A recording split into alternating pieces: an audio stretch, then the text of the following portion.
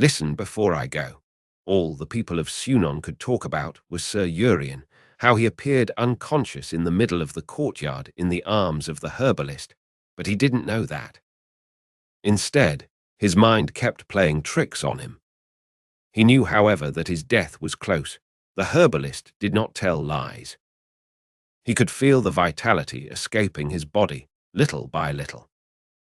It wasn't easy to keep track of all the memories or fantasies that appeared inside his head, for they changed so fast. Of one thing he was sure, Barkle had made him a slave of his own mind. So, Rainier asked as Eragon exited Sir Urien's mind. In the room, Lord Dane and Lady Esmira waited anxiously for his answer. Essie, the tavern girl, was there too. She seemed in more grief than the others. It's like he's locked inside. He won't let me in, although I saw flashing images, dreams, or memories. I'm not sure.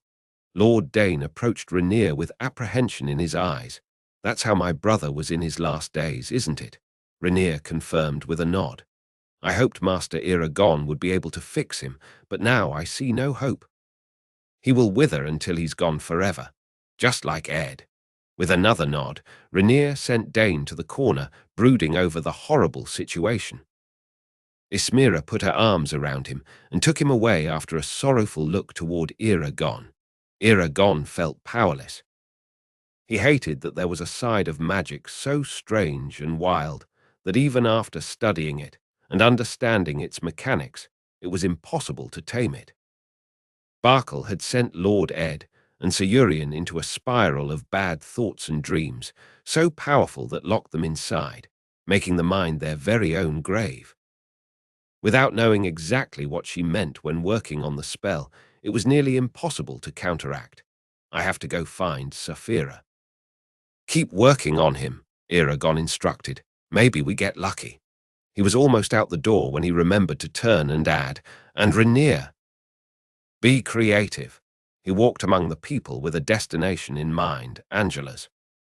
It would be much easier if she clarified what happened to Sir Urien, and how could they possibly just appear in the middle of the city after traveling many miles in seconds? Angela had many mysteries surrounding her, and most of them didn't concern Eragon, but when she hid information that he could use to defeat Barkle, then she would have to talk. Like the eccentric woman that she was, Angela had set camp on the west side of the town, away from the commotion of the everyday lives, but near the wall that now had trenches all around it. It was a good way to keep an eye on the preparations for war and, of course, be the first one to know when things start. Her tent was big enough to have a bedroom and a small living room, with a small table and chairs.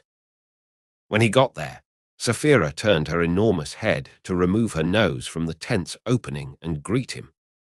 What he saw almost threw him into laughter. Nice hat, he commented with a side smile threatening to emerge. Saphira very proudly showed him her colourful hat, made of all the colours possible and carefully placed on the top of her head, covering the spike she had there. It looked like a blanket made of the rest of several balls of wool after angels had knitted coats, mittens, and other clothing items for many years, but in comparison to her enormous head, it was just a tiny cap perched on top of her spike. It has green in it. I can see that. Pretty, you're mocking me. I am.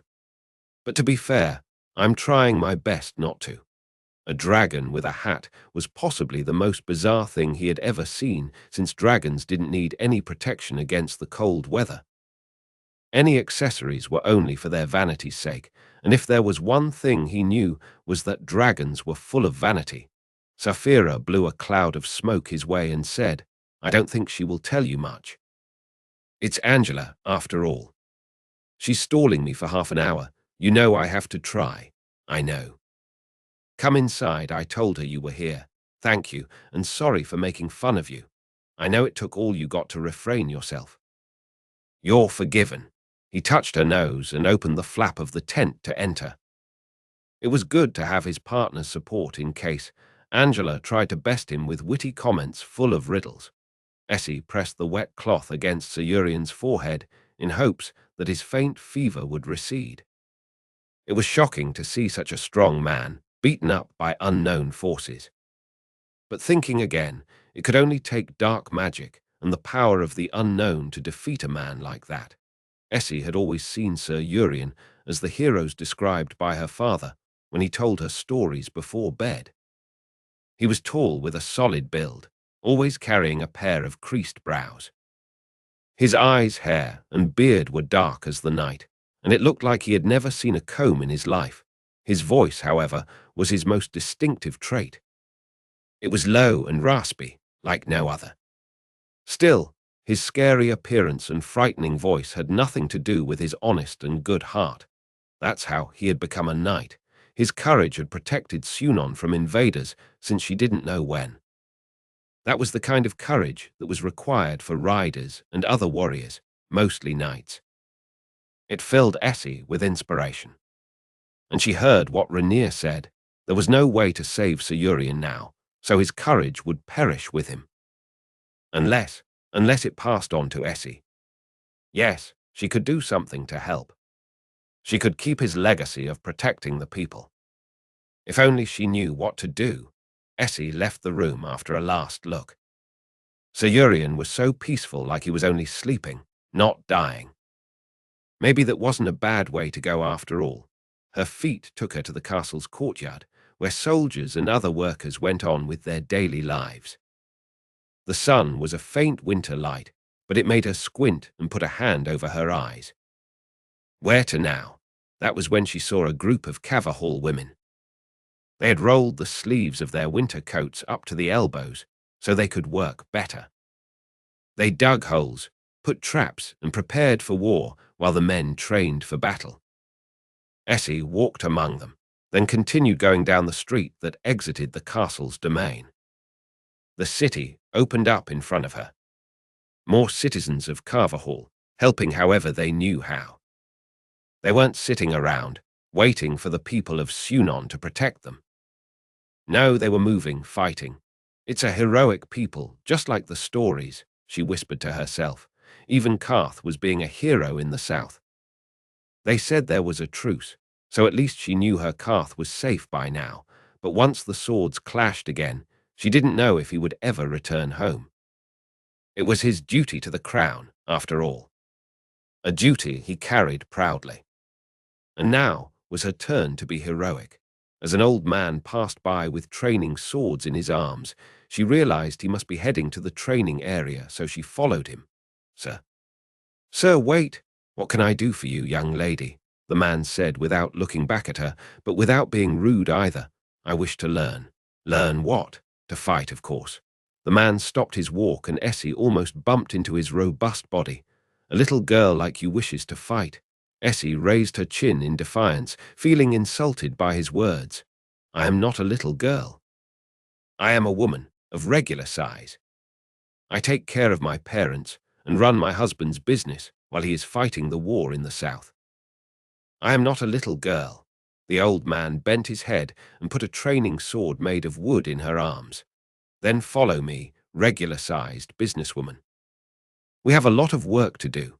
Essie could almost laugh, for she never really thought he would allow her to train with the others, but she hurried to keep up with his strides. My name is Essie, by the way. The man turned his head just enough so his words reached her. Horst. It's a pleasure to meet you, Essie.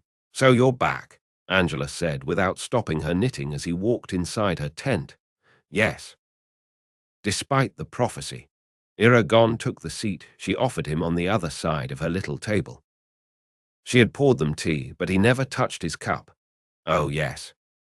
That, you were wrong, was I. Well, I'm here. You predicted that I would never come back to Alagaezia again. Did you? Don't you see me here? I see you here, but are you sure you are in Alagaezia? What do you mean? For the gods. You're the same blockhead as always. Her tone was amused as her knitting became less rhythmic as she took an interest in his confusion. I don't understand. Just think about it a little more.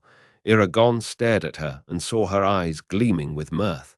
The name is just a convention, you said. She nodded with her brows raised. You were listening. Good. What else? But not all names are only conventions. Our true names, they describe what we are. Angela hummed with satisfaction and signaled for him to continue. The realization came to Eragon as a bucket of cold water right in the face. I'm such a blockhead. You're such a blockhead. I'm the one always saying how the dragons changed our world, how the fields are flourishing, the people are getting more magical and inspired, and the animals are taking their places in the land. Still, you were here saying how wrong I was about you not coming back ever again. I could never come back to Alagaesia because the Alagaesia I left no longer exists. His head felt light with all the possibilities that opened before him. He could laugh at his blindness of before. Maybe all you need is time to think after all. Well done, Shadeslayer. But even if it didn't change, I am changed. I'm no longer the person who once left. That's the beauty and the scary of true names. Eragon still didn't feel good about all this. So, did that mean that he would be able to come and go whenever it pleased him? You can always do whatever pleases you. I never said you couldn't. Angela replied a little annoyed when he voiced that question to her, but you said I wouldn't come back. And you didn't. Right, because I never came back to the old Alagaesia. Yes, it was never a matter of impendence, you just didn't come back. Not because you couldn't, but because it just didn't happen. But also, no, this is a conversation for another time. Angela left her knitting kit on the table and grabbed her cup of tea just to take a sip of it and frown. This is horrible. Give me yours, I'll throw it away. She took both their cups and went to empty them outside, with Eragon following close behind. Wait, the herbalist was right to find herself a distant place to set her tent. Fewer people meant more privacy. I am not discussing this with you, Eragon. Not now. It will take a few years for it to be relevant, and we don't want to get ahead of ourselves. Eragon grabbed her by the shoulders as she cleaned the cups with a dishcloth. His move made her hold his stare. What if I never left? Is that what was on your mind? What if Mount Anga is still part of Alagaesia and I never left? A name is just a convention, after all. What if the convention doesn't involve the East, but the real Alagaesia does? The corners of Angela's lips curved as she was trying to suppress a smile. I never left, did I? She shrugged. Does it matter? You are here because you are needed here. You live in the East because you are needed in the East. It seems to me that prophecies are as fluid as a river when it comes to your life, Shadeslayer. He let go of her shoulders, and she walked back inside, leaving him to his thoughts. Eragon had two possibilities. First, he left Alagaesia 20 years ago, and now he was back because both he and the land had changed over time. He could never get back to the Alagaesia, he knew, because it no longer existed. Second, he never left yet, for Alagaesia was more than what the convention of humans, elves, dwarves, and other creatures dictates. It went beyond that. You didn't come here to talk about your prophecy, I presume. Angela shouted from inside the tent. Her voice shook him out from his thoughts. Saphira. What do you think? I agree with her. It doesn't matter. You are here now, and we have work to do. Eragon knew Saphira was right, but for once he wanted to understand the meaning of his life, without feeling he was being afloat like a leaf in the wind. It would have to be a matter for another time, though. Angela was back at knitting when he sat down. Will you tell me what happened in the north? And how did you get this? He took the purple gem from his pocket and put it on the table. It vibrated with all the energy stored in there. Earlier he did a quick assessment of the quantity of energy Barkle had saved in the stone, and he could only estimate it was far more than he had ever stored in his ring Aran or any other gem.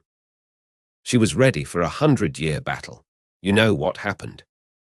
I went north to get the gem for you, and I took Sir Urien with me. He was attacked by some dark magic, I don't know, and now he is dying. End of story. He narrowed his eyes in suspicion. How did you know about the gem? Can you believe I didn't? It was a lucky guess, she said with false enthusiasm. No, I cannot believe you. Your problem, not mine. Eragon put his hands together and bent forward to face her, pleading. Angela, please. Be open with me for once in our lives. Help me. The herbalist let out a deep breath. She put the knitting kit on the table and leaned on her knees. I want to help you. I really do. But everything I say comes with a price. Not for you, she added when he started to protest. For me. There are a lot of things you do not know about me, and it would be better if it remained that way. All right. Eragon didn't want to pry, but he couldn't deny that he had an immense curiosity to know more about Angela. You have to promise that after I finish telling you what you need to know, you won't ask me any more questions about me and how I know things ever again. Ever. Saphira nudged the back of his head with her nose. The movement made the tent shake dangerously over their heads. Just promise and get it over with. The few answers she gives us is better than none, I know. But I also know she will hide useful information. Still. Take the deal. Fine. I promise. The herbalist seemed pleased. She sat back and crossed her legs. Barkle and I have a history that does not concern you. So you lied to me when you said you didn't know her. She shrugged, unaffected. I did what I had to do. Do you want to hear it or not? Good, she continued as he raised his hand and told her to keep going.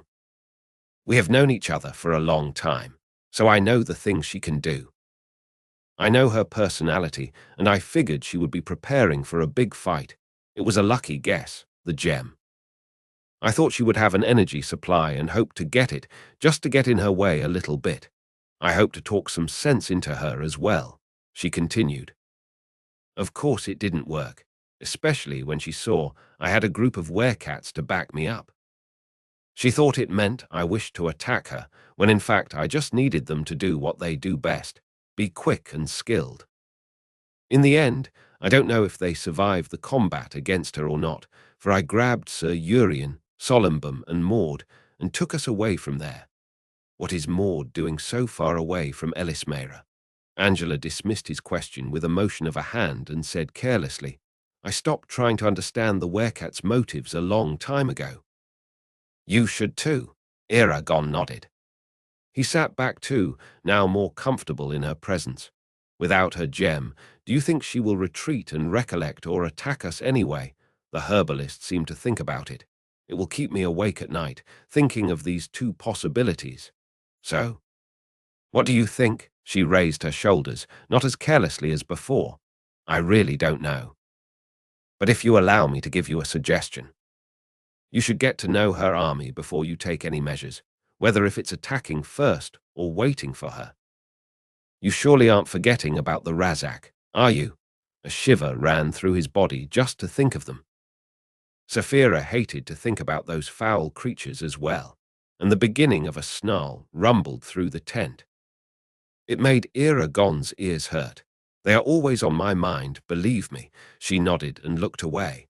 I wonder how many people she has in her army. Are they all magicians? How many Razak eggs she was able to hatch over the years? You think there's more than the one Murtagh found in her hut? What would she do with only one Razak boy? Angela almost smirked. Don't be so naive. They are better in groups when they are breeding and spreading terror all around. She knows that very well. Eragon felt sick to his stomach. All the hard work he had done of cleaning Alagaezia of the Razak had been in vain. Barkle had found a way to bring them back, and now he felt responsible for them. How come you don't know all these things? Because I just don't. There are many things I don't know. Don't overestimate me, I might like it. She blinked an eye to him, but Eragon wasn't in the mood for playing. Is that all? Don't you think it's enough? Eragon left Angela's tent feeling miserable. But before he stepped outside, he turned and asked something he was dying to know. How did you transport yourself and the others through miles and miles? Angela smiled. I will teach you someday. Go now, before you break your promise. With a grimace, Eragon left on Saphira's back, heading to the north wall. Let's go, Saphira. We need to find the others and work on a plan in the castle. Under Rainier's gaze, Sir Urien took his last breath. It wasn't painful, though. Or troubling. He was riding his horse on a beautiful field, embraced by the summer heat. hearing all about the things he didn't know yet. The voice that spoke was the one he missed the most, Ed's. Perhaps they would be back one day, when what they had wasn't so strange to people anymore. In a time when they could be alive and happy together.